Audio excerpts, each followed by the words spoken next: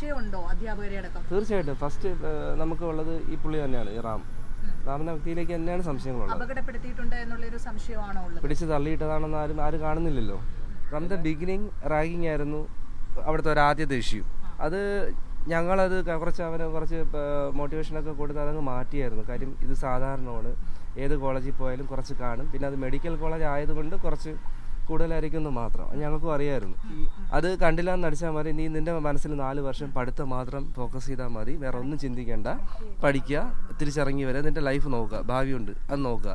പിന്നീട് ഞങ്ങളുടെ സംശയം എന്ന് പറയുന്നത്, കാരണം ഇത്രയും 2 മാസങ്ങളായിട്ട് തുടർച്ചയായിട്ട് ആദ്യം റാഗിങ്ങിനെ കുറിച്ച് പറഞ്ഞുകൊണ്ടിരുന്ന ഞങ്ങളുടെ ഇപ്പോൾ പറയണത് സ്റ്റാഫ് ശരിയല്ല എന്നാണ്.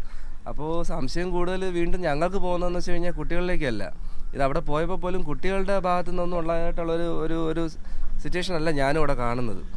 ഞങ്ങൾക്ക് സംശയം സ്റ്റാഫ് റാഗിങ് ആണെന്നുള്ളതാണ്. ടീച്ചേഴ്സ് വളരെ മോശമായിട്ടായിരുന്നു പെരുമാറിയിരുന്നത്. ഈ റാം ഉൾപ്പെടെയുള്ളവരെല്ലാം മോശമായിട്ടായിരിക്കണം സംസാരിച്ചിരിക്കുന്നത്. കാര്യം അതുകൊണ്ടാണല്ലോ ഡെയിലി വിളിച്ചിട്ട് അവിടുത്തെ ഓരോ കാര്യങ്ങളും അപ്പോൾ എല്ലാം ഇവിടെ അറിയിക്കുന്നത്. അപ്പോൾ എന്താ പറഞ്ഞുകൊണ്ടിരുന്നത്? ഇങ്ങനെ അവനെ ജാതിപരമായിട്ട് നമ്മൾ പൊതുവെ SC-യുടെ ഒരു കാറ്റഗറിയിൽ വരുന്നത് കൊണ്ട് ചിലപ്പോൾ അതെന്തെങ്കിലും അറിഞ്ഞു വെച്ചിട്ട് അല്ലെങ്കിൽ നിറം വെച്ചിട്ട് ഒരാളുടെ നിറം വെച്ച് കണ്ട് വിലയിരുത്തി സംസാരിക്കുന്ന ടോക്കും ഉണ്ടാവുമല്ലോ. അങ്ങനെയൊക്കെ എന്തെങ്കിലും സംസാരിച്ചിട്ടുണ്ടാവും. ക്ലാസ്സിലാണ് നടക്കുന്നത്, അതാണ് നിങ്ങൾ ആദ്യം ആലോചിക്കേണ്ടത്. പുറത്തല്ല, ക്ലാസ് റൂമിനകത്ത് ഇത്രയും കുട്ടികളുടെ മുമ്പ് വെച്ചിട്ടാണ് ഹാരാസ്മെന്റ് നടക്കുന്നത്. ഇയാൾക്കെതിരെ അതെ ഇയാൾക്കെതിരെ ഇതിന് മുമ്പും പല പ്രാവശ്യം കേസുകൾ പോയിട്ടുണ്ട്. അവിടെ നിന്ന് ഇന്നലെ ഒരു 3-4 പെൺകുട്ടികളോട് ഞാൻ ചോദിച്ചു, ഇവരുടെ സീനിയറാണ്, അവർക്ക് ഇനി അവിടെ 1 വർഷം കൂടിയേ ഉള്ളൂ.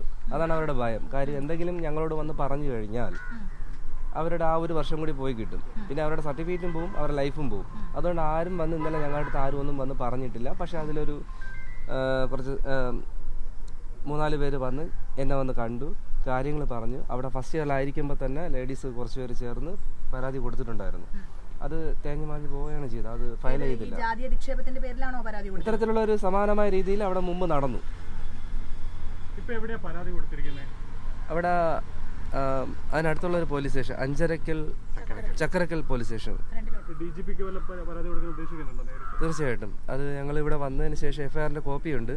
ഇതിന് മുകളിലേക്ക് പരാതി കൊടുക്കാനാണ് നിൽക്കുന്നത്. എടുത്തു. അല്ല, ഇന്നലെ എടുത്തു.